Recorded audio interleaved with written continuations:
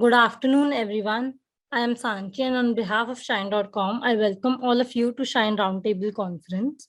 Shine Roundtable Conference is an event where top HR leaders will share their views with the audience about a trending HR topic. Each speaker will get a chance to lead the discussion by sharing their views. To make this event exceptionally interactive, you can interact with the speakers on every topic with a short Q&A. Now I would like to introduce a panelist today. Mr. Majid Khan, AVP TA Head, India and Poland, Next Ops, DR and EUC from Emphasis. Ms. Shikha Gupta, Head Talent Acquisition from Syndigo. Ms. Veena D. Silva, Vice President and Global Head Talent Acquisition at Learning Mate. Mr. Prashant Sagi, Head Talent Acquisition at NetPixel Software Solutions. Ms. Reema Garg, CHRO and Director, HR and L&D, SMC Global Securities Limited, and Mr. Ashish Gakre, who is an HR leader at HR Shapers. We welcome all our panelists today. I would request all our panelists to open up their cameras.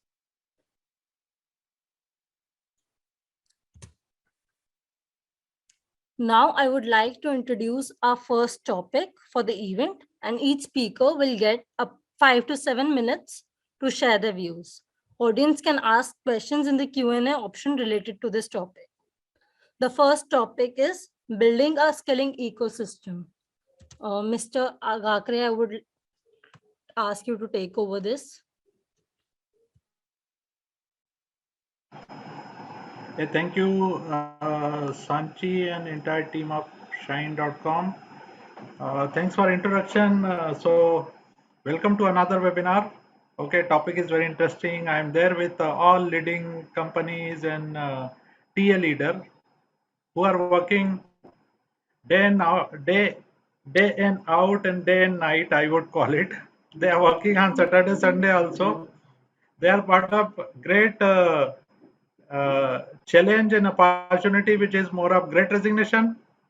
Okay, and considering all this topic is really interesting because when we talk about building, skills, ecosystem, and all this. So if you pick up the data and if you read the study, CO more than 40% of CO says कि my 60% population need to be reskill of a skill. So in spite of this, I mean, having all these challenges, then you face the great resignation. Okay. And you see there is a huge demand and supply gap, people not joining, everybody has a 10 to 15 offers. Then another challenge issue which is coming up is like moonlighting. It may not be happening in the way we are thinking, but maybe people are talking about, correct?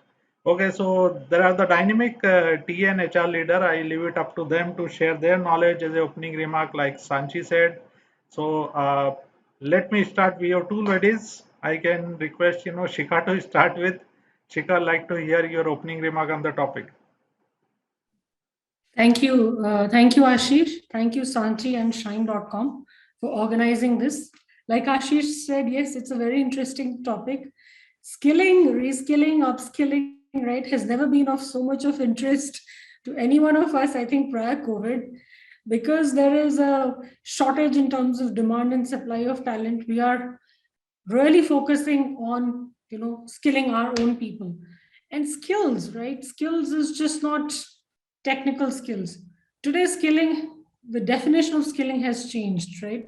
We are looking at leadership skills, cognitive skills, functional, technical, and digital skills, right? Looking at what kind of technologies are emerging, what kind of digitization is happening.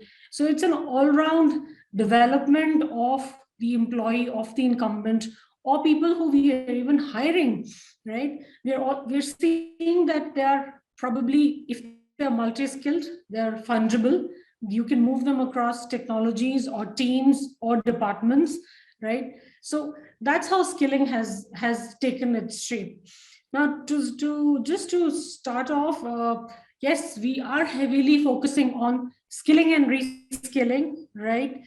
the best of the best opportunities are going to our own existing employees, right? Through IJPs, we're willing to bet on the incumbent and on our own employee who's in the company rather than going fresh out to the market and hiring a new person, right? So there's enough and more focus on reskilling, right?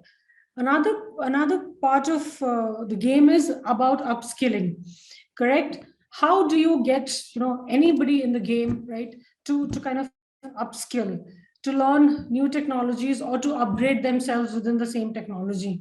So that has become another, no wonder there is enough and more focus on L&D and these different types of skills, right? Whether you acquire through online learning, right now everything is online, we're all in the virtual world, right? We don't have any classroom trainings, but since COVID seems to be mellowing down, a lot of companies have started to operate once a week or twice a week. Companies are also looking at modeling, probably the fashion start classroom training, right?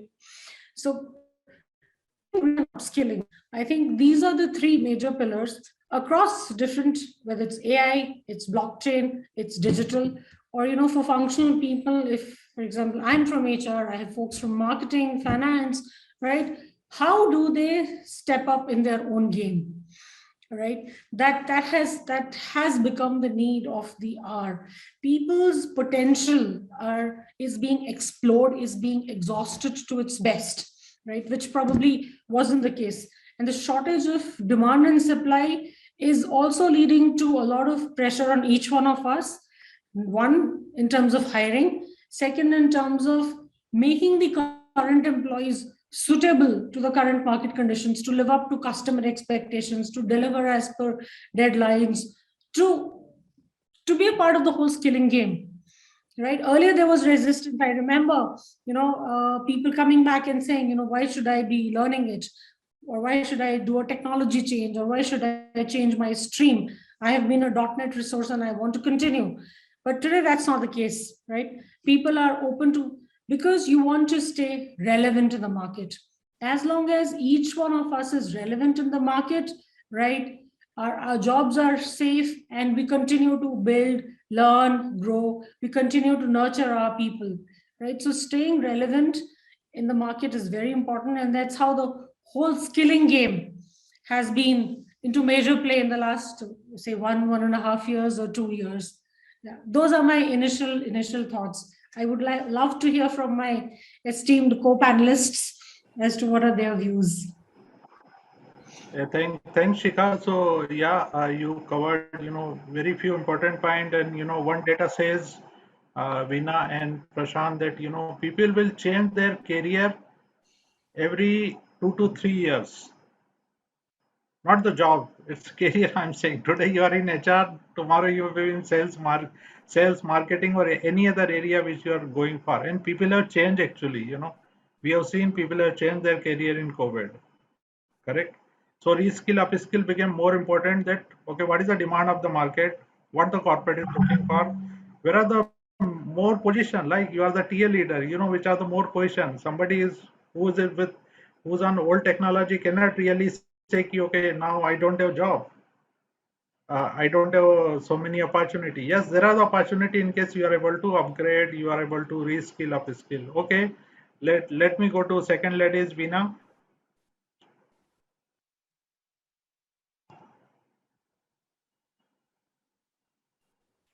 Sorry, mute. Okay.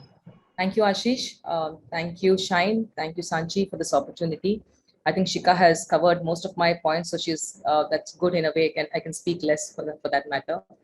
So rightly said, Ashish. I mean, it's so important today. Reskilling, upskilling, a topic that we have been hearing, I think, for the past couple of years, and it's been constantly being harped about in the last couple of years.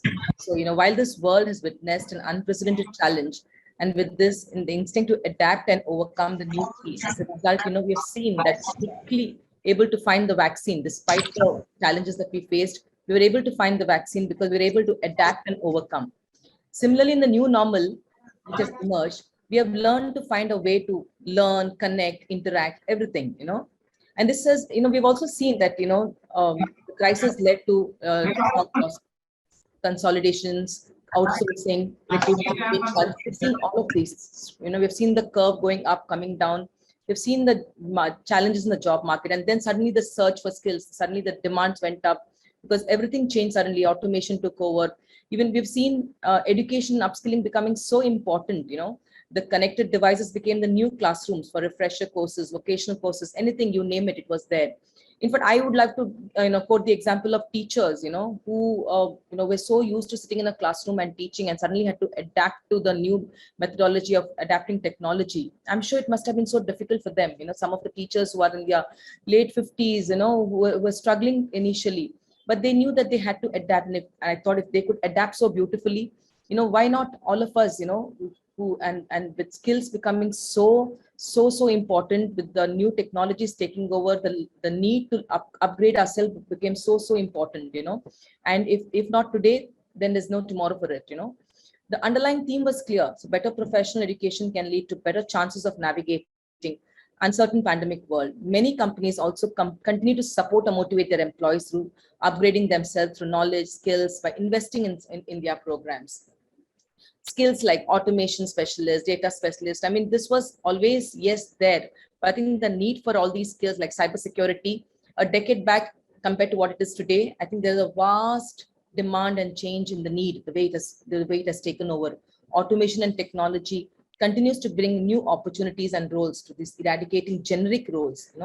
Unlike the past, the road ahead may seem uncertain, but I think it's a road full of possibilities. And the only way to terrain this is by learning and unlearning and again relearning. So in the light of COVID-19 pandemic, training initiatives once considered as prudent have now become essential. Unfortunately, hiring is not just a solution in today's scenario. It is like I say it in my language, it's a build versus buy dilemma. The pandemic has accelerated this demand, compounding the pre-existing pressures. So in months ahead, we will find that many organizations will rapidly develop a need for more agile workforce that is mentally and emotionally prepared to succeed in this transforming market. In fact, a recent article that I read, I think it was a Gartner report, it said that even when you're hiring, new organizations are struggling because the quality of hire, it's only 16% of them that possess the required or needed skills, which is either for their current job or for the future one. And hence, upskilling and reskilling has become essential as employees are struggling to figure out how to get work done from their employees. Ensuring employees possess skills such as adaptability to change, being able to adapt to change, flexibility, all this has become the need of the hour. Obviously, skills like problem solving, communication, collaboration, interpersonal skills, all these also play a pivotal role in today's time and age. Employers want to hire or build employees who are able to adapt to the changes. The skill of constantly being able to learn new skills, if you have this in you, I think you're arrived, because that is the key for anyone's success in today's time.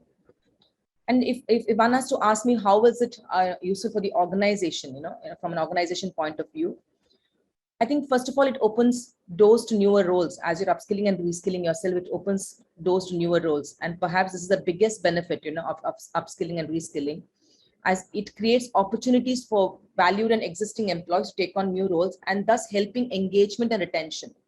It also helps in boosting the morale and the productivity of the employee. Once he builds his confidence, his productivity all goes up automatically, and hence his job satisfaction, which is again a win-win situation for both the employee as well as the employer, right? So this initiatives taken by the employee will help the organization as well.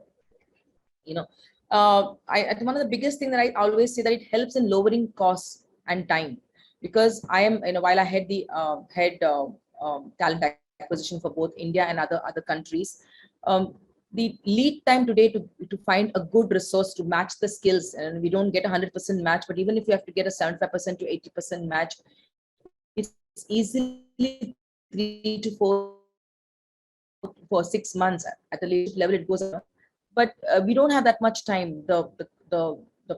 And the speed in which they come, like in the month of Feb alone, I opened around 350 odd positions just with 28 days and 350 plus positions. It's a nightmare if you're dealing with this kind of turnaround time. And hence,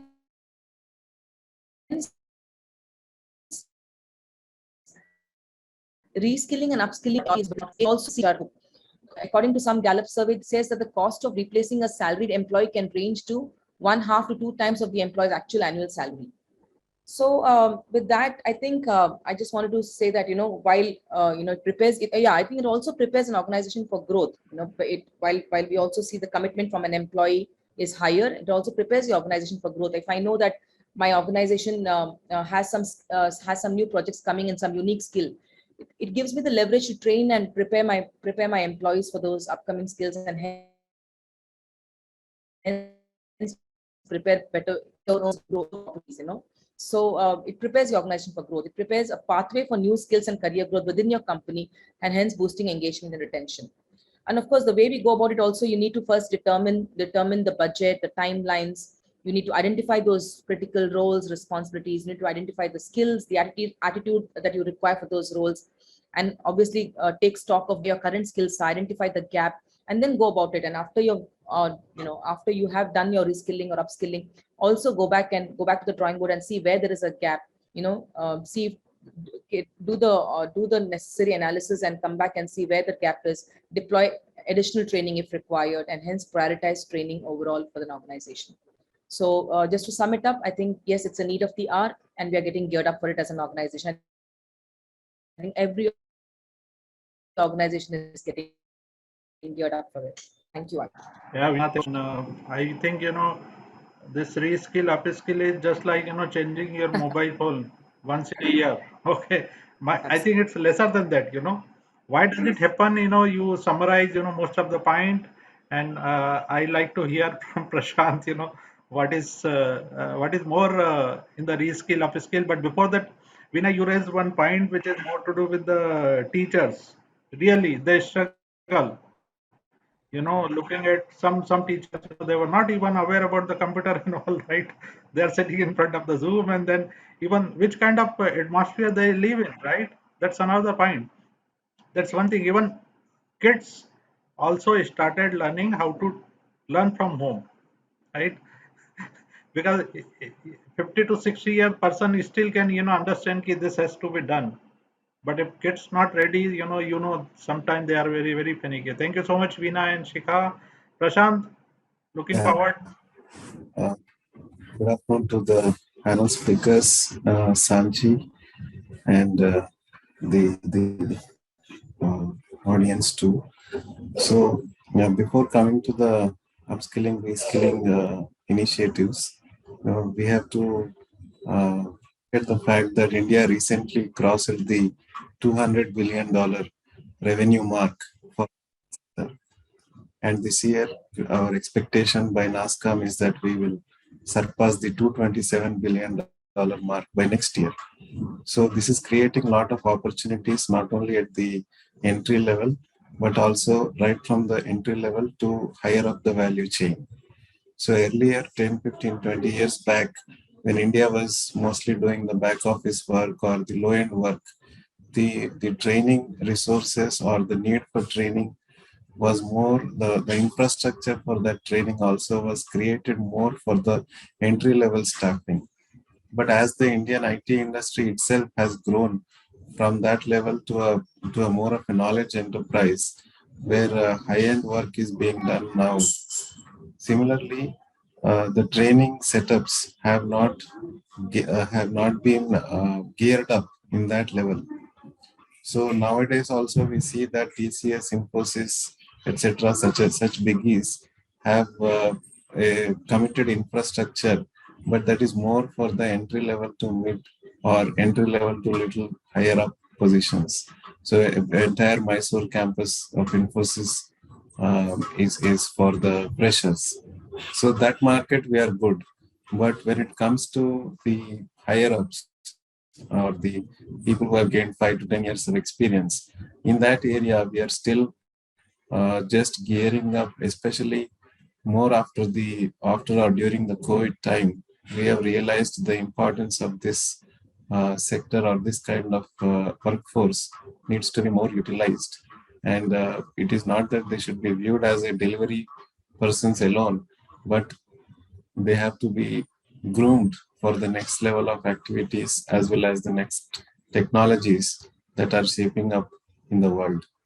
So as Veena pointed out, so we are not only new to the pandemic, but also this has resulted in several adjustments in the operations as well as in the technologies. So tomorrow, new technologies may come up for which these employees need to be geared up. So earlier also, as Shikaji said earlier, when we used to suggest a particular employee that they should learn this new technology, they used to resist it by saying, I'm more of a .NET resource or a Java resource or a testing resource. I don't want to get into the other area. But now that resistance has come down significantly. Similarly, in the hiring processes also, there is a change wherein employees, the prospective employees are looking at the training and certification policies of the companies. So what they are going to sponsor, how they are going to uh, enhance their learning capabilities because they want to stay ahead of the learning curve also. Earlier, they used to look more for stability of the company or the perks or the salary aspect only. But now there is a significant change where not that the other things are not important, but the training and certifications also have become one of the uh, comparing factors. If someone has multiple offers, so they are comparing between the companies. So if I join this company, what kind of technology I'll be working on, what kind of technology they can train me on, do they have such kind of resources, etc. One more thing is, as Thomas Friedman has written, the world is flat. Now the learning world also has become flat. So earlier, only the reputed companies, only the big companies had this kind of L&D infrastructure. But today, for maybe costlier, but still the opportunity is there for SMEs to sponsor their employees or their star performers to enroll them in a course from, let's say, an academy or Coursera or some other platforms that are available nowadays. So golden opportunity for small and medium IT companies or even other companies in other areas also to give a good learning experience to their employees. Maybe it's on the online platform, but still it's good enough. And there is a certification that is valid globally. This kind of environment has been possible because of the COVID. Not that they were not available before COVID, but the adaptability was little lesser. But now, uh, just reading yesterday or day before, around 23 companies have attained unicorn status who are in the online training business worldwide. And in India, there are companies have and they are only sector only in the corporate. They are yet behind uh, advanced economies like US, where they're spending 8 to 10% on training, whereas we are faster than that. There is no two opinions about it. With this background, what I would like to say is that the upskilling, reskilling initiatives are taking ground in the companies, and employees are also have to take it positively and adapt themselves. It's going to be useful for them also, as well as for the companies that they are working for. Time, uh, because of these online platforms, now even the tier 2, tier 3 cities employees as well as the entry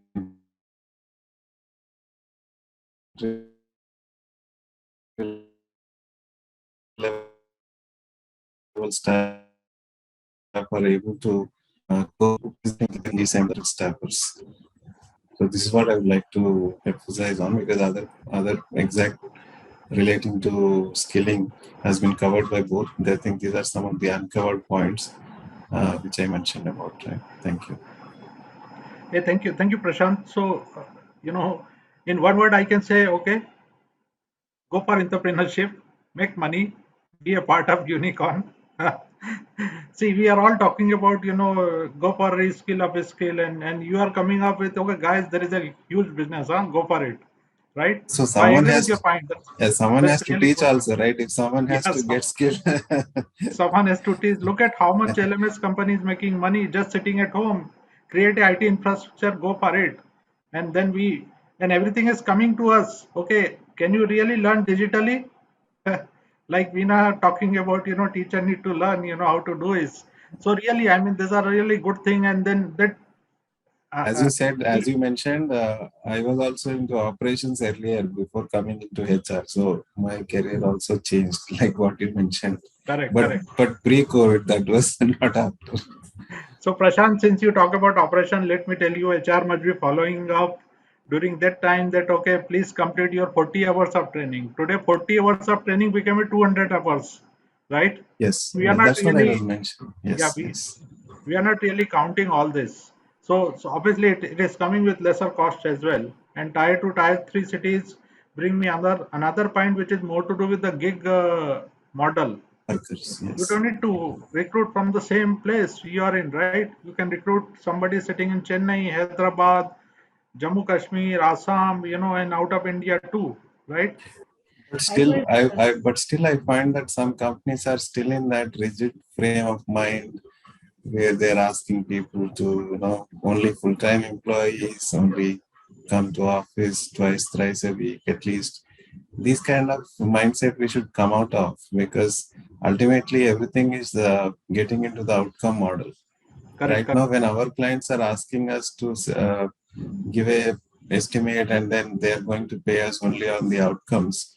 So maybe we should also move to that system yeah, where we also pay based on outcomes. So earlier training program was the company's conference room was booked.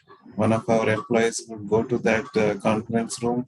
Some of the other employees would enroll for it. They would come there.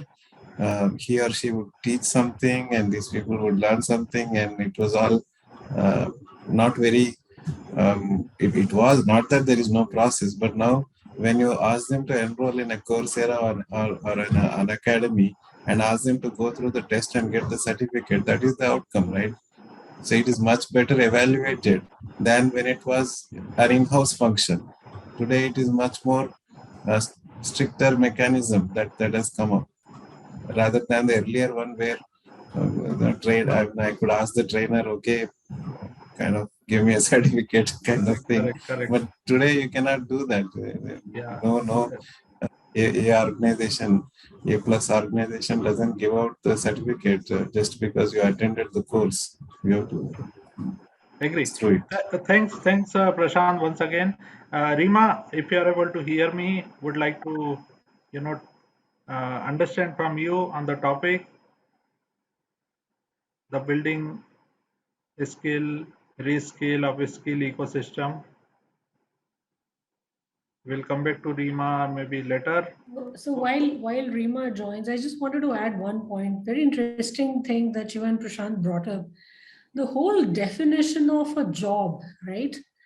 In COVID or during COVID has changed, right? Earlier jobs were corporate jobs, 9 to 5, 9 to 6, whatsoever. Today, freelancers, consultants, intervention specialists, contractors, everything has become a job. The whole gig economy, right? Work on hourly basis, work on intervention basis, work on project basis. Right? Because of the gig economy picking up, right? Skilling and reskilling has become even more important, right? Because today I'm in HR, tomorrow if I want to probably do a sales pitch for a product, right? I need to learn that skill, right? Probably I need to sell something or I need to learn operations. I've never done that. But for me to stay in the job, for me to try different things, for me to be relevant, I think, yeah, and the True, gig true. economy, skilling has become a major portion. No, there's Yeah, no yeah. resistance. Today, you ask anybody to attend training programs, sign up for workshops, seminars, they're all up arms. Yes, yes, ma'am, where to enroll, what to do. Everybody, because fear, Ashish, fear of losing a job, fear of becoming redundant, fear of losing out and not being able to catch up where your friends or peers are. A lot of times these decisions are driven by fear, Correct, right? correct. So I don't want to lose the rat Yeah. race. And Prashant just mentioned, there was a question related to IT demand and see, it goes without saying that every company is IT and technology company in today's scenario. Hmm. We need to face it, right? Okay, you are 50%, 70, up to 70% people should think, okay, how digital I am ready to face my customer, how digital I am ready to take care of my employees, you know.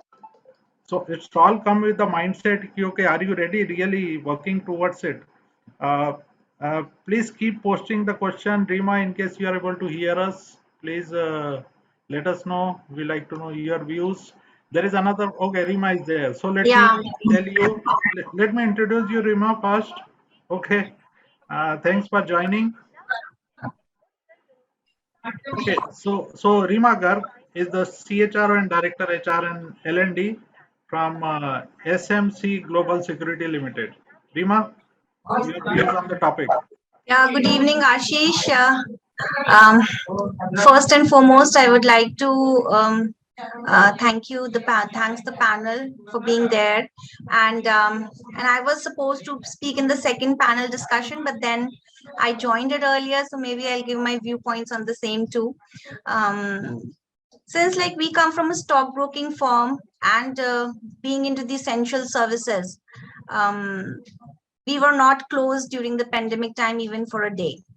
So we have to like when it was like in 2020 when it was declared the pandemic has come and we have to close down, and then there was like the second date is like there's a curfew or maybe there's a just lockdown and nobody is going to come to office. We were all in the office at 5 in the morning so that before 8 in the morning we are done with all the servers and we are done with all the things so that there's a seamless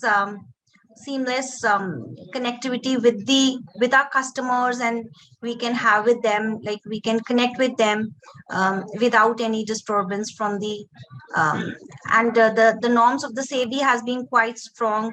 um, we have to do a lot of upskillings and reskillings because every now and then there was a new circular and we have to go up with the new uh, the thing that they have come up with the SEBI, they came up with the new circulars every now and then. So like for our employees, reskilling and upskilling, it was a norm. It was not just that we have to they have a choice. They didn't had any choice. They have to go through all the reskillings and the upskillings, and the only thing through which we were able to do was like the technology. Since we had our e-learning system in place, we had our LMS in place, it was not difficult for us to upskill them and reskill them because calling them to office was not possible because there was a lockdown, and calling them to the office was something which was not at all possible. So e-learning module was placed a year back, and that helped us a lot because through our LMS we could train our employees. We could, like as Prashant said, that the scores are there, and then when in an online, rather Ashish, you said that when like we are online, the result is in front of us, but then like when we had our classroom trainings, um we used to arrange a certificate somehow or the other, but then when you're online the score is in front of you because you have to give the online quiz at that time itself. So I think reskilling and upskilling change is the only thing which is constant. So we have to be always prepared for the changing environment. The environments are going to change and we have to upgrade ourselves to it. So the reskilling and upskilling has to be there in every organization, and a very volatile market like ours. It's a norm. It's not just that we have to do it in a once or twice in a year. It's like every day there's some changes and we have to go along with it. And like 50% of our staff is sales staff.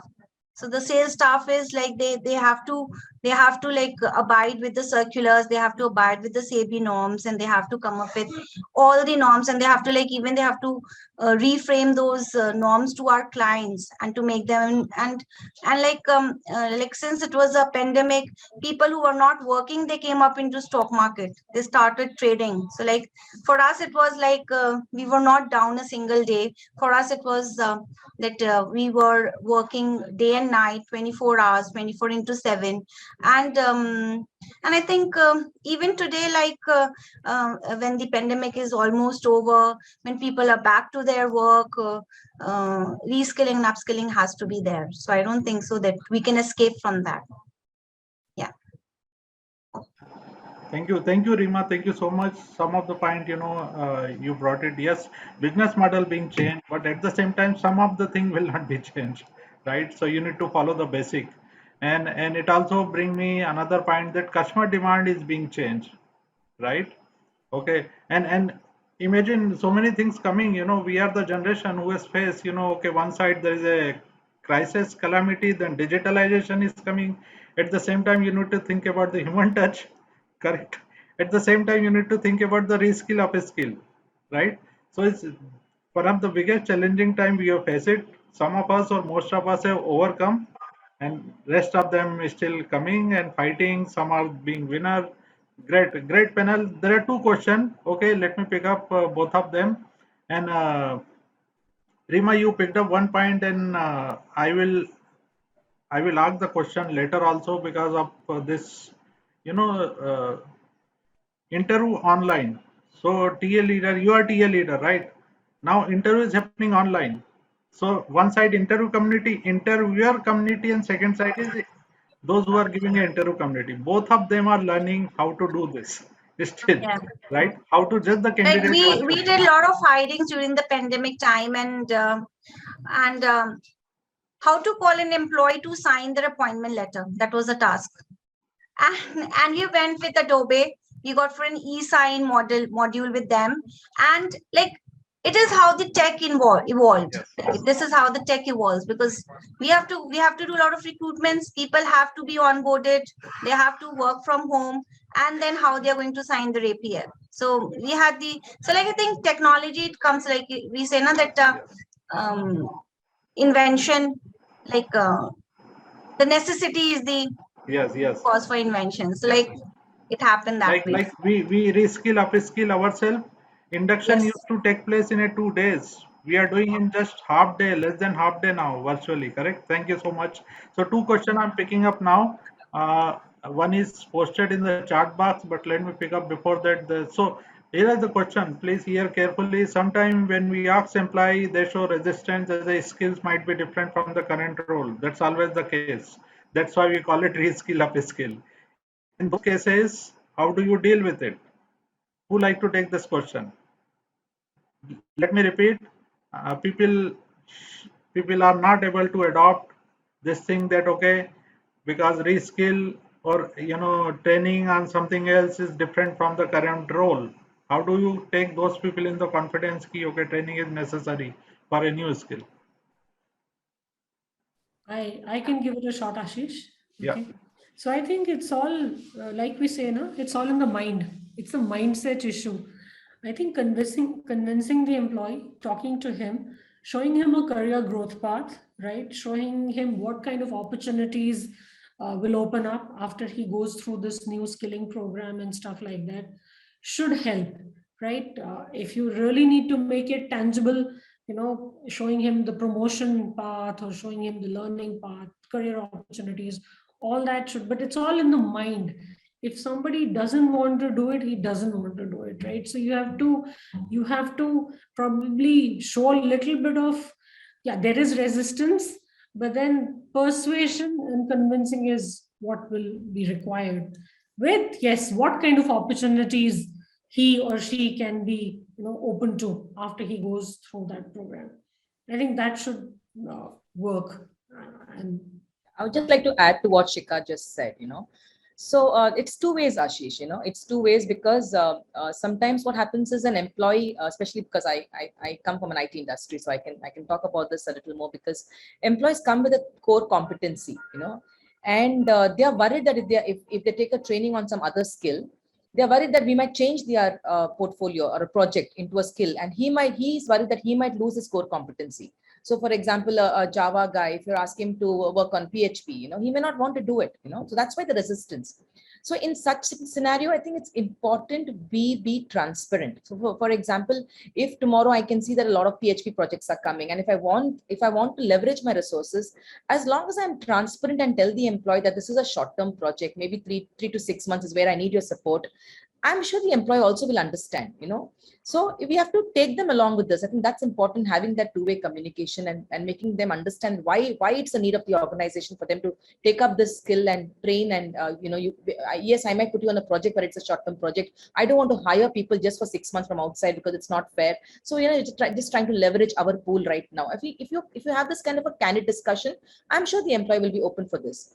Second is, if a skill is becoming redundant and you're asking a person to be reskilling, again, that conversation which Shika spoke about, having that dialogue with their employee, helping him understand what's in it for him, why it's important for him to pick up this new skill, because his skill is becoming redundant. Company doesn't see future in this skill, showing him that roadmap, like Shika mentioned, spoke about. That again, I think if that is done in a nice way, I'm sure it is a win-win situation for both the organization as well as the. I'll give you an example. When I was when the pandemic hit us, I had a team of 40 plus in recruitment. And suddenly everything had to slow down because we didn't know what's coming, right? The uncertainty that came with the pandemic, we didn't know what to do. So my team was asked to just stop or pause, not freeze, but pause hiring, But for a recruiter to pause hiring, it's a big thing, right? What will he do? But my CEO, I like the way I went back to my CEO and said, is it something that we can do? Because I didn't want to lose my team, because it's a team that I've built over a period of years, over a period of time, right? I didn't want to lose them. So I went back to my CEO and just asked him, is it something that we can do, somewhere that my team can help, And he gave me multiple things. One, of course, that time everybody went virtual. So the broadband connectivity issue was a challenge. We all remember those days, right? 2 years back. Someone had to call up and ask, do you have any issues? Can we help you? So a part of my team volunteered to take up that role. It was a need of the hour. It is not their core skill, but they did it. They picked it up. Another team picked up on the training and development. Now we have a pool, we have a bench. How we can, instead of hiring, how we can leverage for the upcoming projects, how we can leverage cross-skilling and training. But who would do this? The learning and development team is already overloaded. So my team took it up. We took up a challenge. I took up a challenge saying that I will ensure from the bench and from the upcoming demands, I will get this set of people trained. I took a target every month and we kept on increasing my target. And my CEO was so happy with the initiative taken up by my team. It made a big impact on the organization. Our bench came down, our revenue went up, people were happy. Everybody, trainers were happy because they started getting a small incentive for training. Everybody picked up the roles it was a need of the hour at that time, and everybody came forward to help the organization. I think this kind of dialogue and conversations, and I always say hire for skill, hire for will more than skill. If there is a will, the skill will automatically come. And I really believe in that, Yeah. So I think that's my long answer, but I think it will definitely help. Great. I will go to Prashant for next question, then Rima. There are two questions. So before that, I like to say, obviously competition is one of the things which will make you hungry to do anything and everything. And if that is not there, so create the awareness. So another point. Then in today's scenario, if you still love ambassador versus the new car, then nobody can help, right? Like driverless car is there, automatic car is there, but you are still thinking about the ambassador. It's just like you are still worried about the BlackBerry and Nokia, but Android is far behind, right? So it's all market movement. Somebody has to be part of it. Somebody has to be in lead position. Somebody need to follow, right? Thank you so much. Prashant, very interesting question which is posted in the chat box. Okay. And thank you, Jai Shankar. Jai Shankar has posted. So Jai Shankar is saying, panelists, please share some light on the developing new skills that apply cross different functional in the organization. So what do you mean to say that cross skilling? Okay, what is the importance of the cross skilling? Does it really first is it important? Does it create some value addition kind of thing?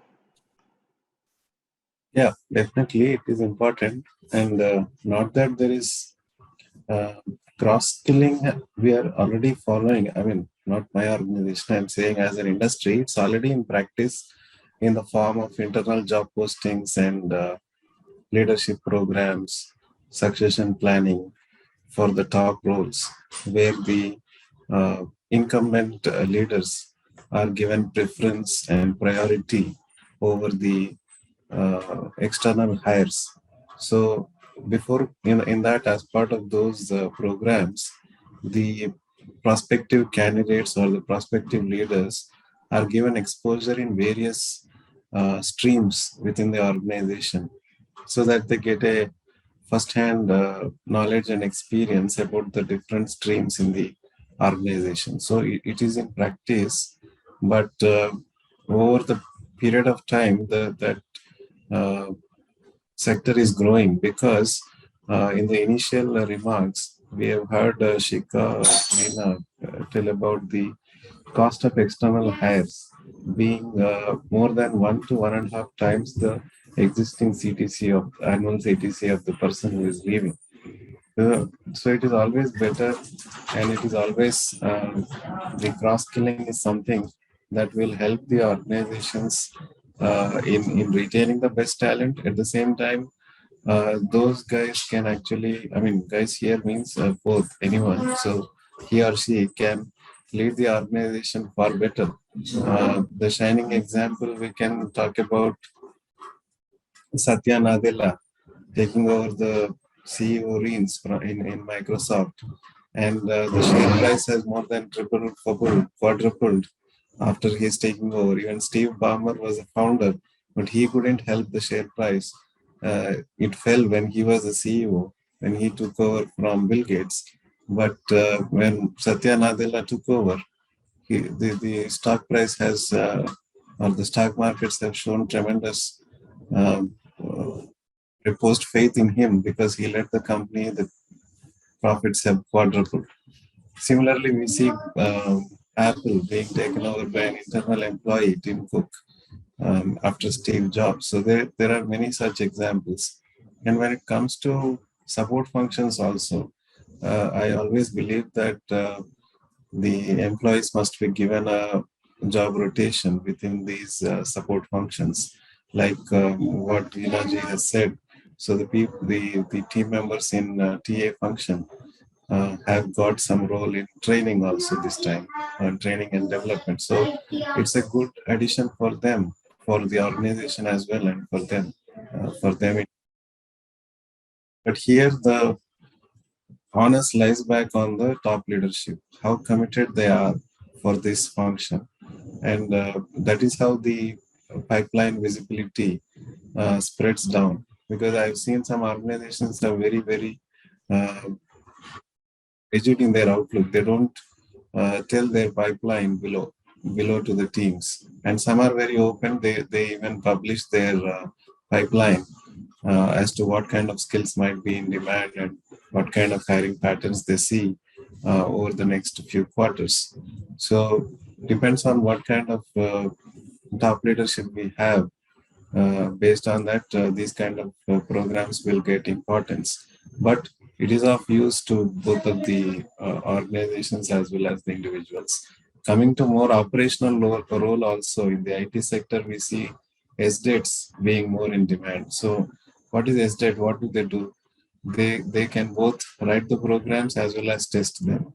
So it's a cross-functional activity. So what was earlier performed by one programmer and one QA, or let's say 4 programmers, one QA being the kind of a norm. Now, each developer is supposed to do the testing themselves, which is an example of a cross-functional role. In future, most of the roles will be like that only. So if it is a HR generalist, he or she will be expected to do more of the functions uh, rather than one who says that I will only do hiring, or I will only do some other specific work. So more of those who can do the journalists might be in demand. Again, one has to have the technology player and a lot of other factors. But when it comes to comparing between two people or two candidates, the one who can do more, the one who is more cross-trained might get the more important chances, might grab more roles, is my opinion. Hope that True. answers. Yeah, so more to do with demand and supply, and there should not be huge gap of your interest versus what somebody is looking for. Career aspiration is also important. You cannot suddenly go for cross skilling when you know that you cannot sustain those things for a long, right? HR can do admin, admin can do HR, but can you really go into software development, Oh, right? no, that's Or can objective. really go Yeah. into R&D? So this kind of assessment by the self has to be done, right? Thank you. Yes, self also, organization also has to think about the compatibility, what we are asking the person to do, whether it is compatible and helpful in their career also. They cannot do something that is Correct. totally 360-degree opposite. Yeah. Organization need to have a data that, okay, can this person really fit for a cross skilling? Then go for it. They need to have some kind of mechanism. Rima, one question, and I think we are dot on that time. 3 minutes left. Very interesting question, Rima. It's asking in the Q&A session that what is the ideal ratio between existing employee when we talk about the reskill or upskill, right? Versus looking for some ready candidate from the outside. Do you see? Do you think is there any ratio company follow? Share the industry data or maybe your company views. See, ideally, if I talk about my organization, we generally try to take the employees from within, because when we talk about financial services like stock broking or insurance broking or mutual fund, the talent pool is very limited. Okay, so like it's better that we train our employees because already they are already submerged into the culture of the organization. So like upskilling them is a better option for us than taking somebody from outside. But then at times we even need fresh blood. Like we were looking for a fresh CTO hiring recently.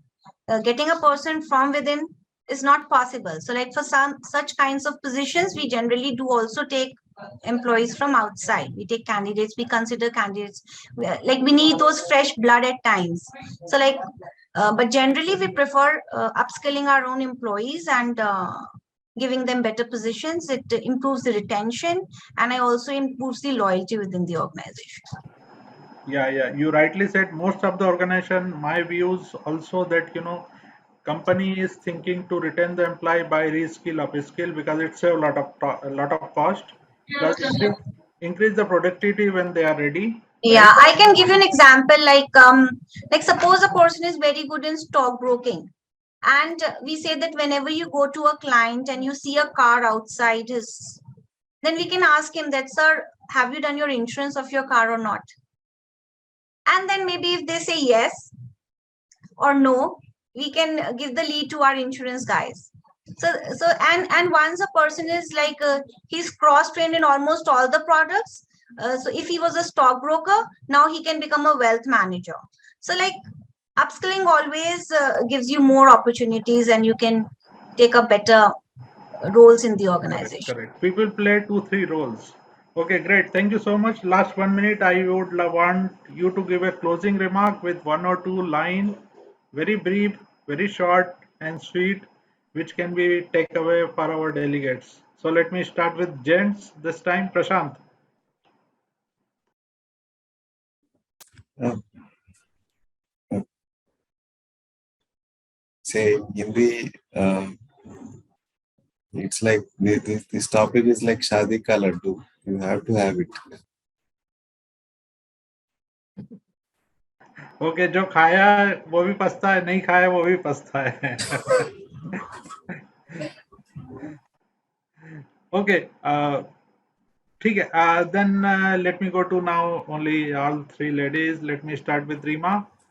Yeah, I think learn more to soar higher. That's it.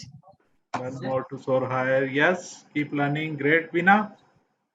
So I think whether it is build or buy, upskilling, reskilling is the need of the hour. So keep learning. Keep learning. Great. Okay, then Shikha. I've always believed learning is lifelong, right? It ends when your own journey ends. So keep learning and stay relevant in the market. Great, stay relevant. I will take it up and then, but do more of your self-assessment and then think about the reskill upskill. You can't force yourself to be reskill upskill where you think you are not good and not going to be. Okay, Absolutely. but market will keep moving. Okay, India market is good, like Prashant said, right? There will be a lot of opportunity whether freshers or lateral. Don't worry about the job. If you are good, job will be there. Thank you so much. I hand over to Sanchi now. Yeah, hi. So I think we can start with the second topic while Mr. Khan joins us. The second topic which we will be discussing is rebooting your hybrid HR technology. Any panelist who would like to take up the topic and start with the conversation?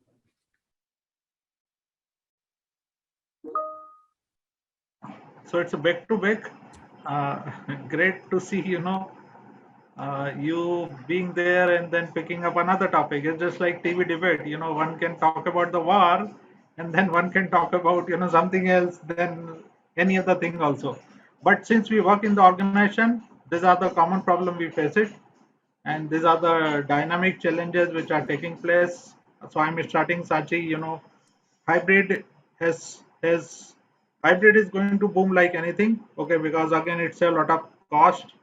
It open up lot of opportunity not only for organization but for the job seeker, for a talent market. It save a lot of cost, no doubt. Besides that, it give you different kind of flavor from the market in terms of which kind of skills you want. It's not only that, but uh, do you really need to come to office? Which kind of people do we need in the office? When do we need? Okay, where they stay.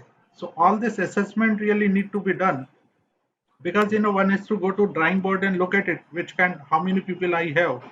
Okay, even I have seen that people, organization gone into detail that, okay, if I have my own office, then do I really need to go for hybrid? If it is rental, then what do I do? Because everything is all money game, no doubt. Everything is money game. People have changed their requirement from 40% uh, from the same location, same city, to the different location, different cities. It may be now 70%. If somebody really pick up the data. Okay, which kind of leadership should be there in the office? That's another viewpoint. People look at it, because we say, okay, if boss is not there in the office, should I also come or shouldn't I? Right? Then another point, our TA leader recruiting virtually, people are there virtually. So do we really need fresher to join the office? If yes, because it's kind of culture. Can we really create a uh, culture thing in a hybrid environment? Because hybrid may say go to WeWork and work over there. But have you really seen the photo of the values of the organization which is there in the standee or published somewhere else? So those kind of touch is also more important. It bring another. So if entire life cycle, it will take too much of time. 1 hour is very less. So induction, then performance management, compensation benefit, training, and then meetings, culture, values, talking with the leadership, town hall. How do we really manage in hybrid? Okay, I leave it up to other to share their views. Ms. Shikha, would you like to put forward your point? Yeah, sure. I think there was an internet glitch, so I lost Ashish. I'm not sure. Okay, according to me, technology, right? HR technology or whichever technology plays a very key role. Just some initial thoughts, right? Right from since Ashish spoke about, everybody on this earth going hybrid doesn't depend what is the size of the organization, which geography it is, and which segment it is, whether it's IT, non-IT, everybody going hybrid, right? Keeping the employee engaged, motivated, monitoring his performance, I think these are the key factors which also contribute to your retention and engagement. what kind of HR tools, right, are organizations adopting, right? Whether it's an HRMS tool, whether it's a collaboration tool like Zoom, right? Whether it's an attendance tracking system, right? These are all very efficient tools which will enable the employee life cycle in any organization to kind of simplify life, right? What is your performance management tool? What are the HR tools? Attendance, I don't know, collaboration tools, and for the techies, bug fixing tools. There were many tools which make life simpler. But at the end of the day, are these really making the employee life simple, right? Is today's employee today, like somebody talked about teachers, Prashant talked about another sector, even HR. Did I ever imagine that I will sit at home and hire? Or did I ever imagine that I will sit at home and run induction programs, do employee engagement, do virtual cake cutting? There's no cake, but everybody seems to be singing happy birthday to you, right? Every single role has evolved. And today, any HR professional, whether he or she is doing TA or HR or any part of HR, is operating from home. We've all reimagined the processes. We've all leveraged on different HR tools and collaboration tools to make sure employee engagement, employee retention, employee growth, employee performance, right? These are the four pillars, are tracked, monitored in a successful manner. But I think the HR tools, yes, do play a big role, a great role in terms of the way forward, right? Because nobody is planning to come back to work 100%, right? So modeling your organization to use these tools efficiently to grow, nurture, and retain people, I think is going to be very important going forward, right? Earlier we thought, okay, the pandemic will just go off. Another 1 year, we will be back to work. March 2022, we have officially completed 2 years with COVID-19. Not sure how many months we're supposed to be continuing on those lines. Attrition and the great resignation has become a problem.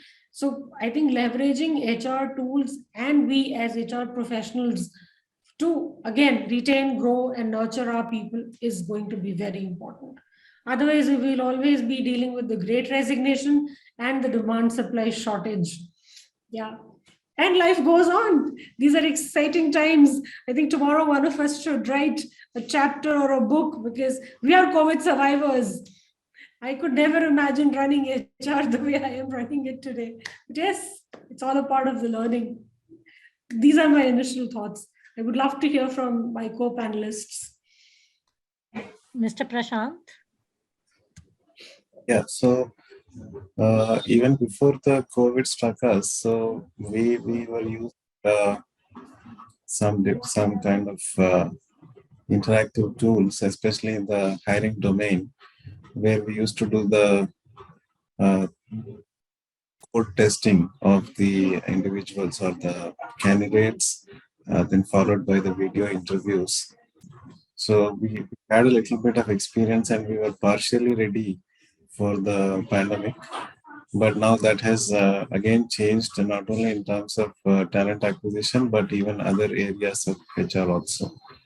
And initially, yeah, we also thought that this is a temporary phenomena and other things, but later, now not always, but the corporations have realized that this is a better form of working because this is giving them a lot of benefits in terms of lesser fixed costs.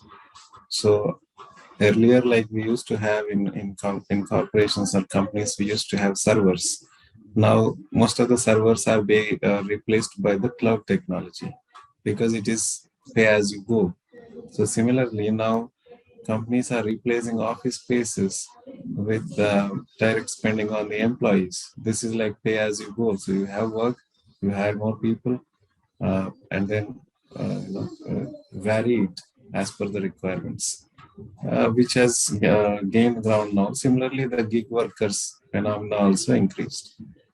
So all this is pointing to only one direction, that is hybrid models are here to stay. The best of companies are not going to have more than 70% in-house. 30 to 40% work from home is compulsory, and this is the best of scenario. Most of the companies are even going for a lesser workforce in the office. And then there might be rotation also, like you have to come to office maybe twice a week or thrice a week, depending on the project. Maybe if it's a new project which requires a little more hand holding, needs more presence, and then the projects that are in a maintenance mode will require uh, less of you to be in office. But all of this uh, continues to throw its challenges on the human resources function, because earlier we used to have a face-to-face time with the employees, what they are thinking, what kind of preparations they are doing, in terms of are they doing uh, any searching around, these kind of things. We used to get some hints, but now it's very difficult to find that out. Earlier, their friends or they used to chat and tell us about the dissatisfactions, the little bit of fights, and they're wanting to change projects or team leads or the companies. We used to come to know, but now that link is kind of is very challenged right now. So these are the things. I mean, the technology part, yes, there is absolutely. The technologies have come whereby we can all stay in touch, but the missing human element is something that needs to be worked on, or needs to be uh, a better solution for that needs to be found out. Otherwise, we are ready on the technology front. Now even facial recognition and others. Not only the IT companies that have a specific campus or things like that, but see, for example, we have retail chains, etc. Earlier, they used to simply operate on a attendance register kind of thing, but now even the companies which are having mobile workforce, there is a lot of technology to find out where they started, when they started, which all area they moved around, etc. So earlier, this much of tracking was not available even for the mobile workforce. So not only the people in campus, people in a dedicated office, it's easy to find out, but even the technology has enabled this kind of facilities also.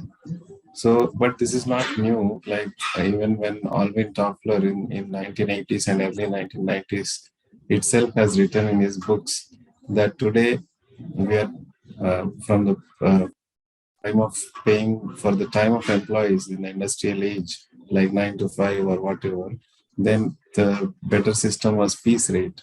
Now, after that, in future, every keystroke of the employee will be tracked and monitored, was his prediction during that time, which has now become a reality. So now we are not tracking the time of the person, the place of the person, when he came in or he or she came in or left. Now we are only tracking what they are doing. And it has even gone to a next step. Forget whatever he or she is doing, what the outcome that has been achieved by their work. So this is the age and this is the stage we have come to right now. Similarly, coming to the HR role, now our challenge is to become, one is earlier we were employee friendly, but now we have to become screen friendly also. All our services have to be on the screen for the employee. So they want to know the leaves, it has to be available. They want to know whatever policies or whatever, everything has to be on the notification. Now we have come to the stage of notifying everything on WhatsApp. So they have to have those kind of systems and we have to become screen friendly. So my objective has always been to be screen friendly to the employees. So even if they call us, talk to them at the same time, all our transactional works, all our housekeeping works have to be screen friendly to the employees. So no more logging onto the system and then going and raising the leave request, but uh, do that on the phone itself. So this kind of enablement has to be there. Is my point when it comes to uh, hybrid work environment is throwing such challenges on us. At the same time, we have to adapt to that environment by doing these kind of things, is my opinion. Right, thank you. Miss Rima? Yeah, I think if the pandemic would have not been for 2 years, we wouldn't have come into a hybrid culture. So like pandemic is a better driving force than any human intervention for helping us reach this stage. Because I still remember when the pandemic started, for the initial 3-4 months, people from the back office, people from the operations, they were not ready to go for any of the Zoom meetings. They said we didn't know how to operate a Zoom. Even my CMD, like since initial 3 months, he was like, what Zoom? Let me have a con call. I'm not interested into any Zoom. But then after 6 months, he was the guy who was the first one to say, okay, let's take up a Zoom call. And he was so excited that, yes, I can talk to my Mumbai, Kolkata, Chennai team sitting onto my laptop at at the convenience of my house. So I think pandemic has been a greater force than any human intervention would have helped us in getting this hybrid culture done.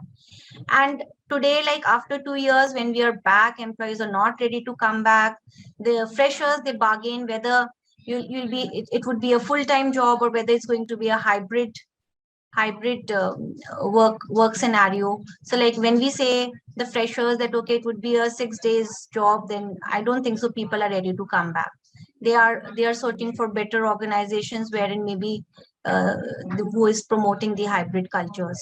So hybrid culture, no way, like even as per the Gartner survey, 32% of the organizations, they have switched from the full-time employee to the hybrid employees. It could be a cost saving and maybe a better management, better engagement with them. So HR, instead of offering them a full-time job, I think HR should offer the employees the tech-based convenience and engagement instead of asking them to be a full-time employees to the organization. And it's not just like us. I think all the organizations, they have gone a drastic changes and have gone through a lot of they have already planned themselves for the hybrid work culture, because the interviews are happening online, the appointment letters are being sent online. Even when we have a performance, like the April month is a month for the performance review. So even in these months, like whenever we have an online Zoom meeting, a face-on-face meeting of an HR with any of the employee, I tell them that don't ask them the question, what have you achieved? First, ask them a question, how are you feeling? People are more concerned about their health now. People are more concerned about the way of their working instead of like just the perks and the salary. So people are more concerned now about the other aspects, what the organization is offering, whether the organization is having a Mediclaim with them or not, whether they are providing with term insurance or not. So I think the organization have to remodel themselves, to have to reboot themselves to the hybrid culture. They have no other options if they want to stay. Like as Ashish said, that we can't still ride in our ambassadors, or we just can't have a Nokia phone in hand or a BlackBerry. We have to upgrade ourselves to the iPhones or maybe the Android culture. So I think hybrid culture is going to stay, and pandemic has helped us in going forward with it. Maybe any human intervention wouldn't have helped us so much as the pandemic has done the work for us.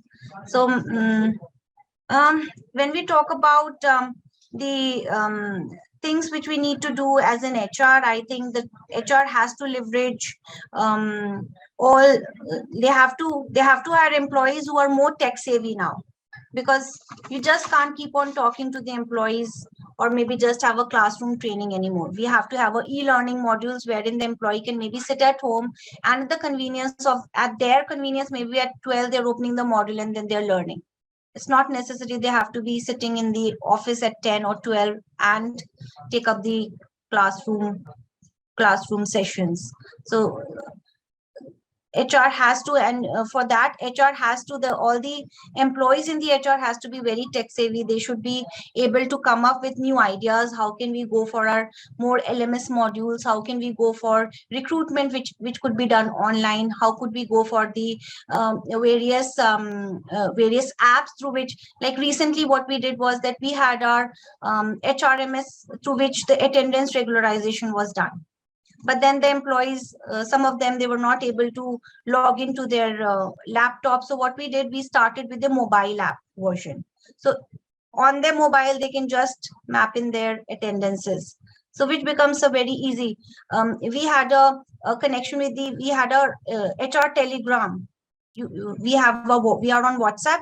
So we opened up an HR Telegram group wherein the employees, they get all the messages related to them. Even the geo tracking could be done through HR Telegram. So we could ask the employee, where are you? And then he writes it down. Like for a sales guy, we ask him, where are you right now? He just pins in, okay, this is my current location. And we are able to see where is he. Or we ask him to write, where is your current location? And just post it down in the Telegram session. So like geo tracking could be done. We have to be tech savvy in every way. We have to see that the employee, like it becomes convenient to them also, and as well for the HR to track where they are going. So like hybrid spaces, workspaces are to be there.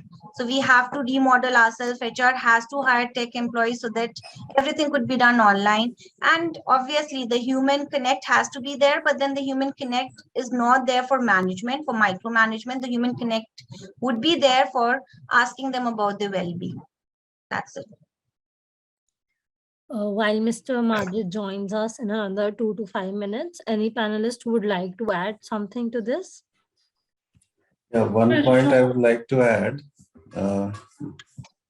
regarding HRMS, etc. we were discussing. So I'm happy to share that one of Hyderabad-based HRMS companies, Darwin Box, has attained a unicorn status in India.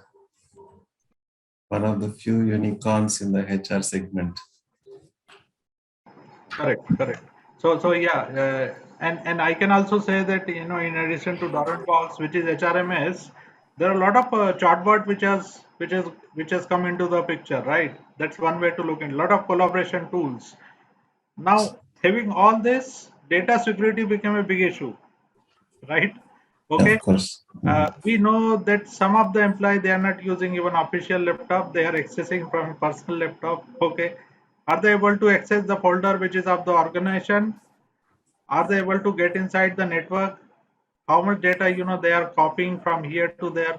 So it is sensitive issue, no doubt. Obviously we need to trust employee, but this is also important that when you work in a remote area or from anywhere, how much HR is ready to look into all such kind of compliances issues, right? The moonlighting, okay, it is nothing to do with the topic, okay, but am I able to track the guy is working for me or not? How much time he has logged in, okay, whether in office, whether outside, or whether in WeWork area, right? So these are the challenges, and then performance appraisal, the discussion. The more important is one of the community, which is manager community. How do we train? Okay, can you really take care of your employee, because you're 50% employee in the office, 50% your team member in the hybrid, okay, and in different areas, right? Manager raising a lot of issues today now, today about the moonlighting. How do we really ensure that, okay, this is things happening, technology taking care of everything? So topic is really interesting because it is connected with the hybrid. Uh, it So is Ashish, just one point that I wanted to add, and Rima brought it up very nicely. See, irrespective of whatever collaboration tools we use, high tech, whatever, the best of the best in the world, I think technology transformation is all about mindset and culture, right? She spoke about employee well-being, etc., right? How candid conversations, are we doing with our employees? What kind of continuous feedback mechanisms, do we have, right? What are our mental health well-being programs that each organization is focusing on for employee well-being. Are we doing town halls? Are we doing open houses? Is the internal communication in any organization very transparent, very smooth, right? Some companies have resumed work 2 days a week, right? That's also adding more towards the transformation, right? The tech transformation, which is all about mindset and culture. Say, for example, you do Zoom meetings. How many times do we really ensure that everybody has the camera on, right? A lot of people just switch off camera and then you don't know whether they're there or not, right? Rewards and recognition, a pat on the back, a monthly award. Some of these things is something all of us as HR professionals have to inculcate if we want to bring that shift, right? Beyond using all these collaboration tools. I think then it's going to be a win-win situation. Yeah, that's what I wanted to add. That is true. With camera on, Shika, it remind me on a lighter note, I would call it. If camera is not on, then you become a backbencher. Correct. Because you Okay. don't know what you're doing. Yeah, we Absolutely. don't know what you're doing. So, which means, in the classroom, you are backbencher. We don't know what the last bench guy was doing. Another thing, very important, Majid has joined. So, we'll wait for Majid to give the views. Video interview used to be considered fake earlier. Yeah. Yeah. It's only our mindset which is bringing the reality ki video interview is okay. I'm So happy even to in see. video interviews, Ashish, today we've gone to the level where, we kind of cross-check if somebody is prompting, right? You look at the eyes of the candidate. Is he looking at you or is he looking down? Which means he's reading. Is he taking time to answer? Which means he's taking Google help, right? Are his lips matching his voice? Because there could be somebody who's listening from behind. I mean, somebody who's speaking from behind. And finally, you've interviewed Shikha. Has Shikha joined or Rima has ended up joining? Right? So we've come through all this. It's a long way from where we were 2 years back. Correct, correct. Okay, Only let's hear that from Have Majid. we Yeah. have we ever thought of having a board meeting online? And it No. was last month I was having a board meeting from Gulmarg, and I was happier than ever because I didn't had to cut short my vacation to come for the board meeting. So I think that speaks out all. No, the worst thing is just one last point on this. I'll take 20 more seconds. Doing a town hall or a rewards meeting online, and the boss says, okay, now clap, and you press the clap icon, right? Because doing this doesn't help. Yeah. So we've come a long way. True. Before we ask for Mr. Khan's views, I would like to introduce him. Sure. Mr. Majid Khan is the AVP and TA head, India and Poland, Next Ops GR and EUC at Emphasis. Mr. Khan, would you like to share your views on the topic? Sure, Sati, thank you so much, and a very good evening to all of you. And apologies, my previous meeting was supposed to end at 4, got little stressed, and this is what happens, right? We are all talking about the virtual work environment and the virtual life. So there are certain things which actually become a paradox, and this is one of those. Yes, the reality has actually crept in already, right? There is no denial to that. Okay, things are not going to go back to what it was about 2 years ago, right? We will see changes in the manner in which offices are structured. Some companies might also think to give up on the real estate, might take co-work spaces, right? The overall design of the workplace will change. Maybe, you never know, workspaces or workplaces would only be used for people to collaborate. The idea would be to work from anywhere.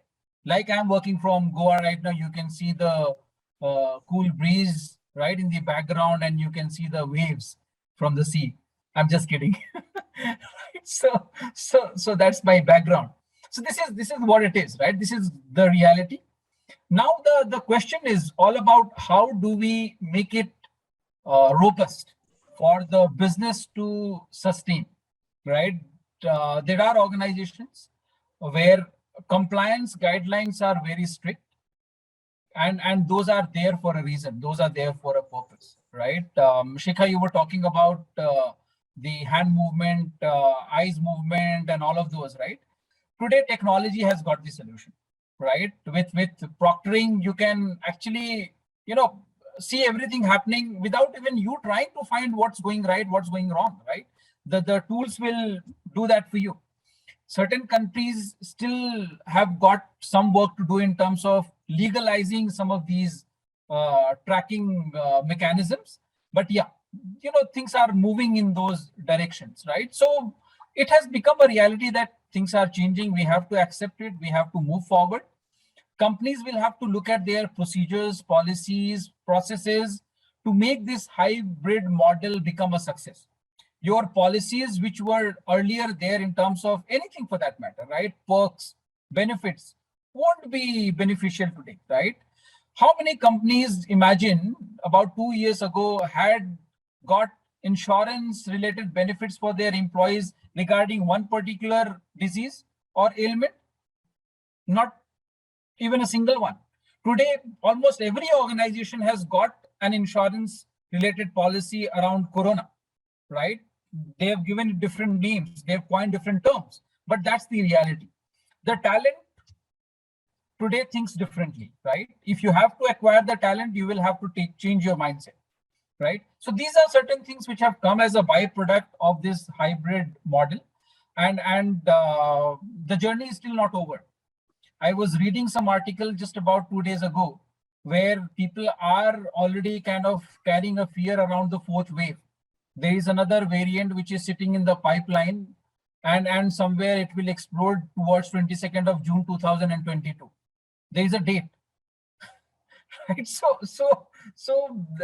If things are going to keep remaining dynamic as it is right now, definitely way to move forward would be to have a more agile work related approach rather than just calling it as hybrid, right? It is more of an agility towards being productive, yet trying to manage things under the given circumstances. So Ashish, that's my submission on this. Thank you so much. Thank you, Majid. Even hybrid will create a different cities. Metro will not remain a metro. Mini became a metro, okay, or some village will become a the city called which is generating wealth and lot of employment and all.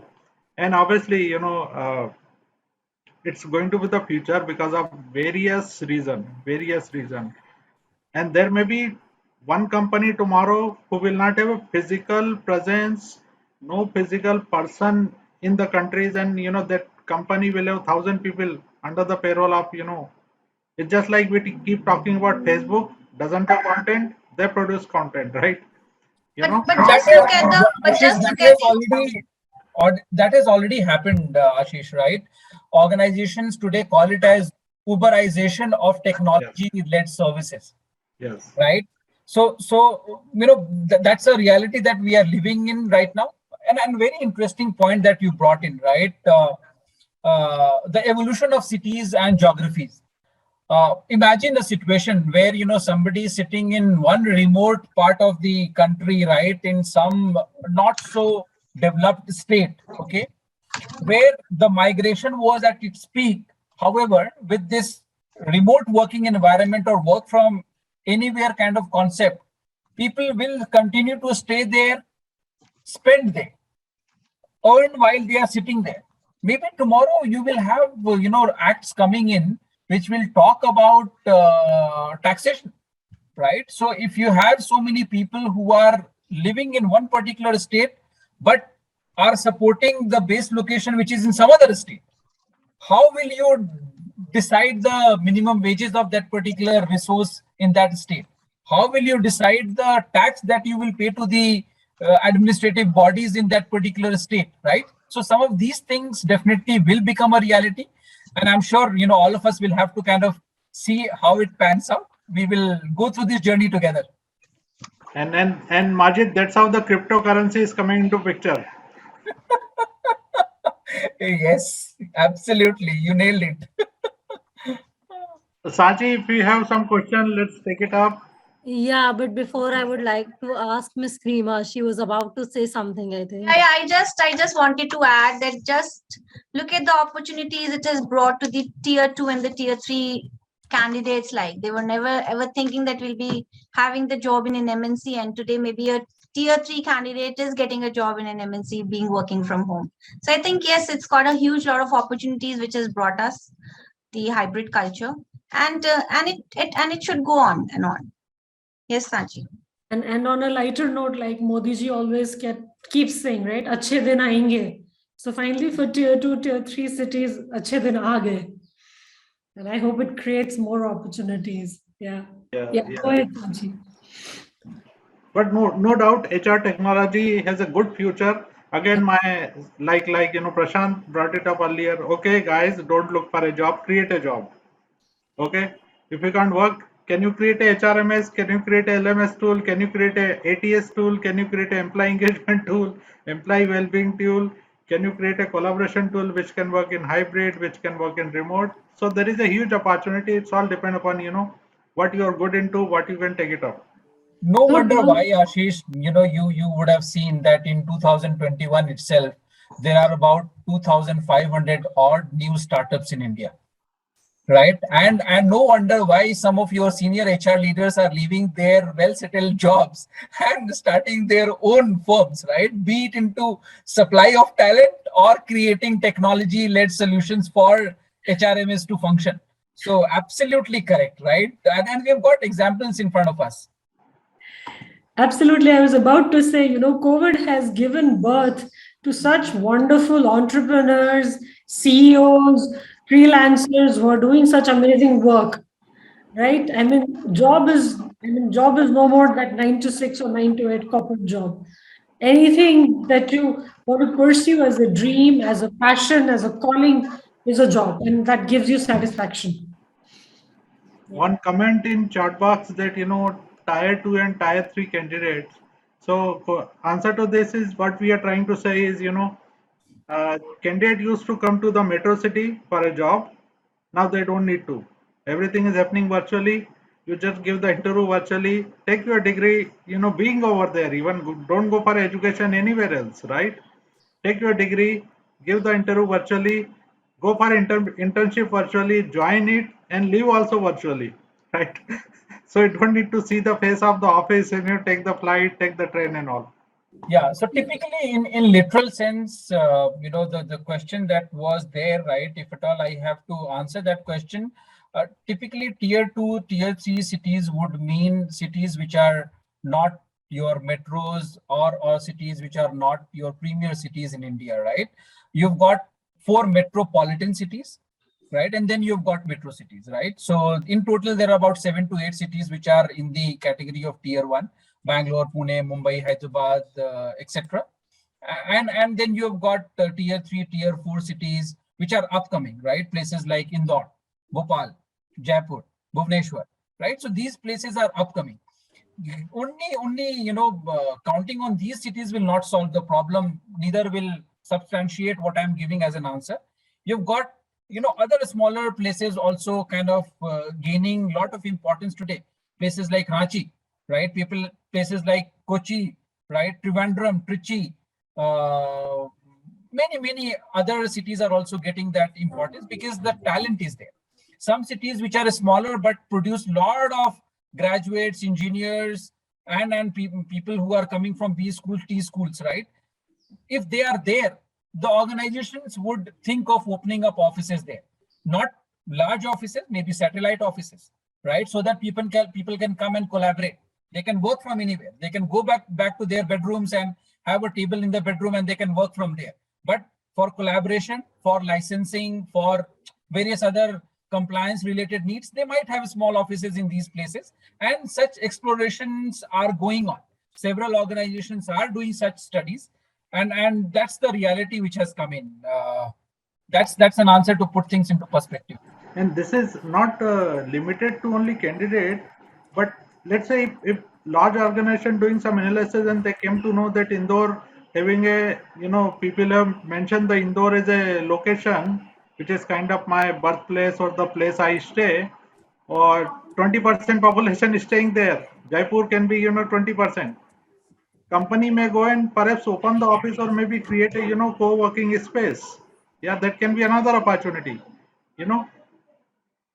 So, so, to, Absolutely, so to absolutely. add to what both of you said, to this person who's asking the question, we are not referring to cities, but we are referring to talent in these cities, right? So I, as an organization, if I'm based out of Bangalore, earlier I was hiring candidates who were available in Bangalore. Today, all of us are hiring talent pan-India because there is no need to come to the office. So we are making offers to candidates in Pune, Bombay, Hyderabad, right? Everybody. So the person in the chat box, everybody today is hiring talent pan India, right? And that covers tier 2, tier 3 cities. Earlier, those opportunities were not reaching to those candidates because we were very location specific. Today, we are not, right? Today, we are hiring talent across India. And it works both ways, right? Yeah. It increases our reach, right? Our pool size becomes larger, and they get opportunities wherever they are. They don't need to migrate. They can still get home cooked warm food given by their spouses or moms and daddies, instead of going to a different city and relying upon the cafeteria of the office. So it's And not just only because the about, yeah. satisfaction they would be having, like being with their family and not being outside, like staying as a PG, or the satisfaction, the happiness which would like improve their efficiency also as an employee. I think, yeah, that also works. So Rima, another side is technology bringing family together. Yeah. Because students who are staying in a metro city as a part of the job, now they are staying with family. Okay, Yeah. they are being recruited over there.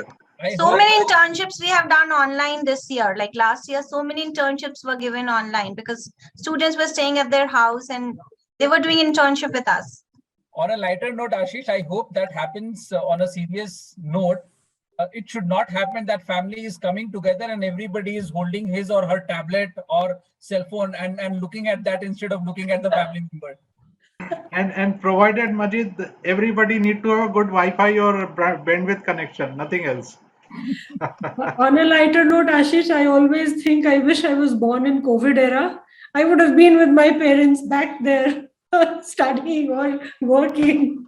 Yeah. Yeah, and imagine, okay, that's one point, Shikha. Imagine if COVID is taking place, must have taken place before 10 years. When no internet, no phone, you might have TV at home, you may not have TV at home. What you may be doing throughout the day, right? Yeah. Reimagine. Reimagine HR. That's what I would be doing. So Sandhya has a question on screen, right? She is saying that how do we manage multi-generational workforce, whereas Gen Z is overtaking millennial, Gen X, etc. Is it correct? So that's the question. So I can say, Majid, this COVID and the gig model is not following this now Gen Z and old generation. Okay. What I need as an organization and the person I'm looking for is, can somebody do my job? Whether in my city or somewhere else. I need only for 3 months. Do I look for a fresher or experience? Both may come at the same cost, but experience may give me the more better result and all. So COVID and gig has really killed this Gen Z and the old generation gap. Believe me. Today, I'm sure you may look for a people. Maybe perhaps your percentage may reduce as a freshers. You may look for, okay, can I'm getting a skill ready guy. Should I go for it? Guy may be 40 or 50 years old. You may not look at it at all actually. No, your example is correct when it comes to not carrying an appetite to train or an opportunity to train people, right? If you are hard pressed on time, obviously you may want to go for somebody who is familiar with the subject, right? So I understand. Prashant, you were trying to say something. Yeah, so I was just wanted to elaborate on Shika's point.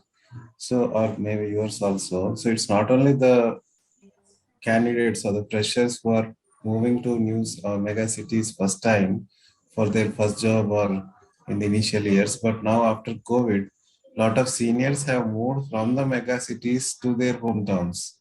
So there is a reverse migration also that has happened, however small the percentage might be. And especially those who have not taken homes on EMIs or something like that have moved back and enjoying a real spurt in real income. It's not only the appraisal money, but they are also saving big on the moving from the bigger cities to smaller towns where they have lesser expenses. I wanted to share that. Um, Along with, yeah, I go with Ashish. And now in this economy, it really doesn't matter if someone is X, Y, Z, or some other alphanumeric generation to come. Alphanumeric. I like that. Now, what do we do after Z? There is nothing else, right? So I alphanumeric. know. So Prashant, I may request all the new generation to go for a gig model employment. You know, work as much as you want, earn as much as you want from anywhere and everywhere. Yeah, then we have to also tell the managers to not to worry on moonlight because they're let them work in any light. What is your problem? Yes, yes. And the new generation is anyway like that, right? Yeah, right. Extremely Absolutely. aspirational, quick power, quick success, quick fame, quick money, right? Our generation is different. We would stick to any organization for a good 4 5 years. But today, when you screen resumes, right, every 2 years there is a job change. Or And every no, one and here a I half would like to job kind change. of also request the HR guys to look into the resume and decide. See, we have recently had the Twitter CEO, Parag Jain. If you see his resume, there is a different company each year, almost all. He became CEO of Twitter. He had a breaks, 1 or 2 breaks also in his career.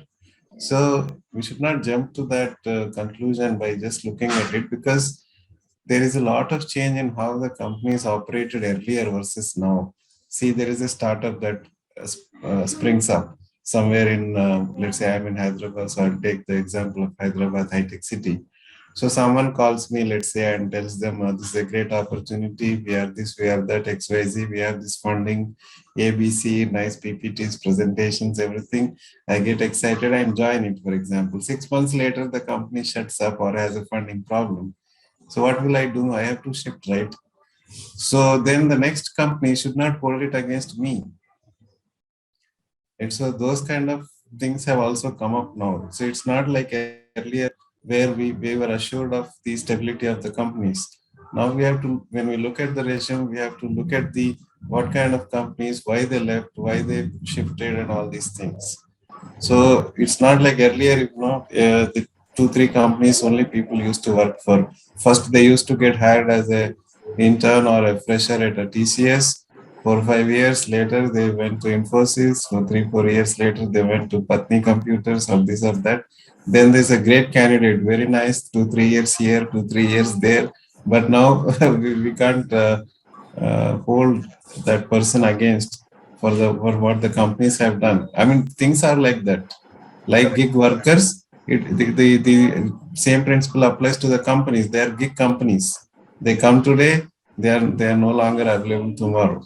So the person has to still search for his or her own job. So we can't hold those kind of things against them, is my opinion. But again, it's not a blanket, this thing, blanket remark, but that has to be looked into, in my opinion. Yeah, yeah. I mean, what I was referring to is doing due diligence, right? And then arriving at a conclusion whether, you should hire or Yeah, I not. would like to tell one example. Like one company was promoted by Arabindo. I think the name is Xylo. Arabindo, we all know, is a very famous company in pharma sector. They have loads of cash, everything. They started a startup in the kind of medical, like for example, the Practo type. Practo, we all know, right? So they started something like Practo by doctor appointments, etc., tests, etc. There is a mobile app and all. That company's name was Xylo. They folded up after some 12 to 18 months. So when we spoke to the full stack developers who were part of that company who came for our company's interview. I happened to ask them, so this is a big company, why are you shifting from that company I mean, where do you want to shift from such a big organization to ours? So what he said was, this company is winding up. We were kind of surprised this can happen with big companies also. Maybe they have a change in strategy, or maybe they thought it's not working, or whatever it is. Correct. But these kind So of things also happen. there is an interesting question, and this hybrid, okay, I will come to the question, and question is, keep thinking about the answer. Question is, can hybrid work for all industries? Okay, think about it. But before that, I want to make a statement. Hybrid is just, you know, it's a different word. Okay, it's just like, when you outsource to any agency your work, which we have been doing in ages. What happens? They do work like hybrid. They come to your office just 2-3 days in a month, perhaps 2-3 days in a week, give you the report, and then go back to office, maybe have a call and have a conference call, right? So I'm just using some analogy. The question is, okay, coming back to the question, can hybrid work for all industries? Anybody like to take it up? See, one size does not fit all, right, Ashish? So that's my response to this. If you talk about an IT services setup, if all the compliance related guidelines are met, this option will definitely work wonders, right? But if you talk about a manufacturing setup, right, where something has to be done within the workshop, right, or the shop floor, this hybrid model might not be successful unless you have a job rotation, right? Doability is there, everything is possible, right? But can everything happen at the same time? Maybe that is where the challenge would lie, right? You cannot really, and although technology has got really advanced, and automation has come in while you are in the office, you can switch on the AC at home, right? Maybe somebody would get up and say that, hey, I have an argument, I can still do my production when I'm sitting at home, I will just have to press a button, right? I've got such advanced technologies in place. But again, a lot of things that you do in such setups cannot be done when you work from home, right? Unless you bring in rotation, that, hey, instead of working 7 days in a week from office, right, there are certain things that you can do from home, right? There are certain things that you can do from office. For these many days, you build a roster, you come to office. For these many days, you stay back at your home and work from there. So I would echo most of the points mentioned by Majid. So right now, after COVID especially, it's more of era of personalization.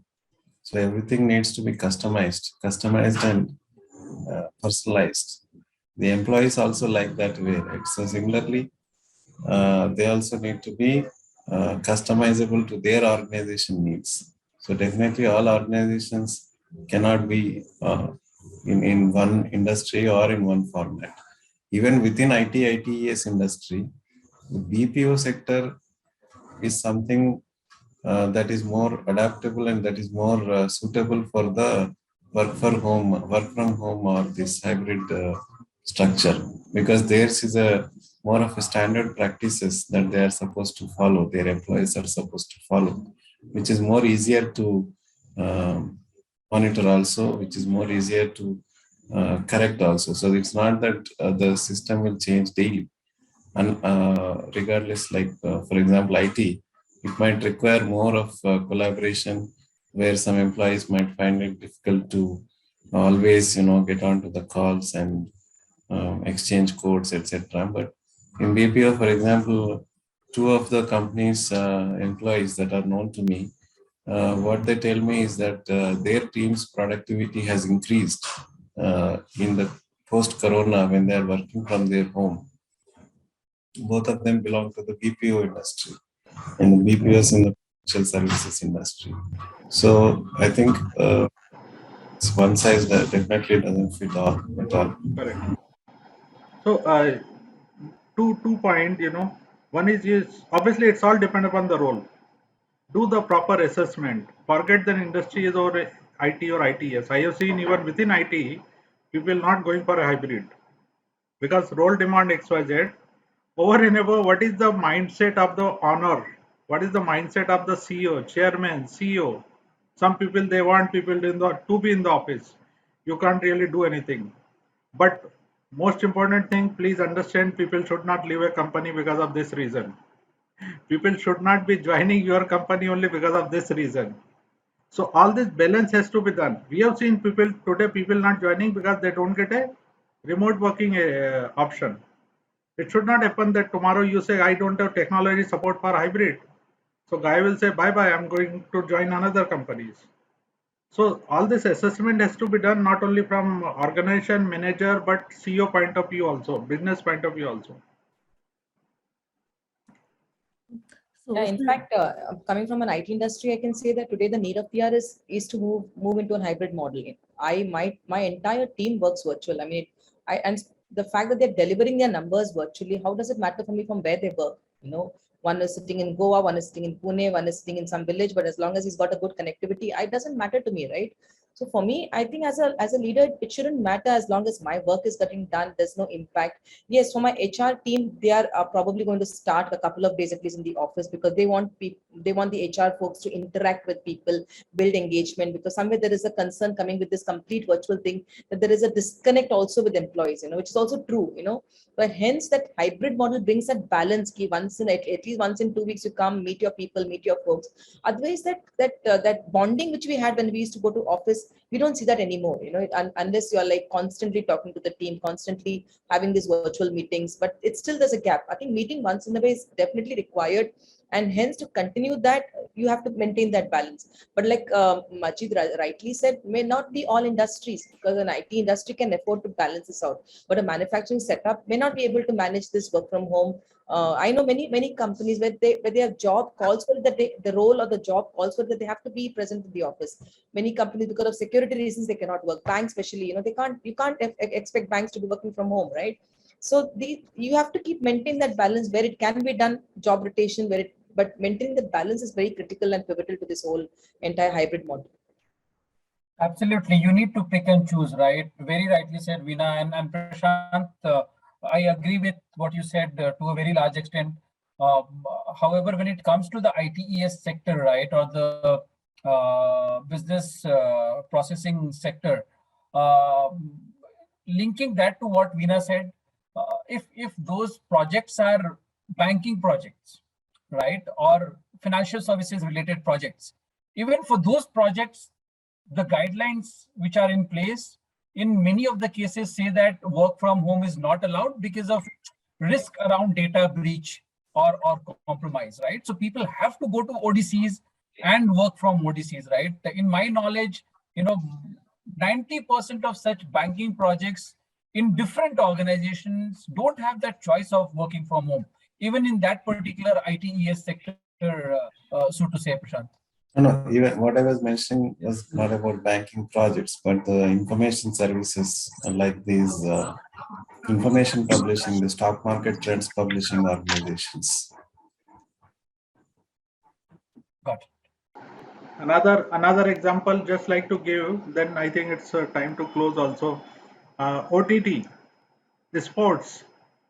Now this two community, they need to create a product where audience should be more engaging. Imagine cricketer playing in a stadium, there is no audience, and we are watching. But when we are watching, that during that time we should be still be engaging over there. Okay, OTT. There are and OTT has created a lot of opportunity for a tier 2, tier 3 cities also. There are various web series which are being actually made in the tier 2 and tier 3 cities, right? Okay, so I stop here. Sachi. yeah. Just to add one last point, Ashish, I was reading a couple of weeks back. There's a survey that has been done across 3,000 employees by HBR, Harvard Business Review, which actually said, 50 to 60% of the workforce globally is going through isolation, stress, anxiety, and blah, blah, blah, right? And 50 to 60% is a big number, right? Though we are very proud of our hybrid models and work from home strategy, output, revenue going up, everything is hunky and dory. But then, yes, it is at the end of the day impacting employee well-being, right? Yeah, Somewhere, yeah. That's where the need for wellness comes into the play, right? There are companies which are investing a lot in the wellness of the employees, right? Both mental and physical wellness, right? And interestingly, right, Shika, there is another survey which says that the number of cases getting registered about domestic violence has gone up during this pandemic, right? This work from home model is not really suitable to all, right? When you spend more time with each other, there are many reasons for which there could be small tips leading to larger troubles, right? So both the sides of the same coin, but yes, each side has got something different to show.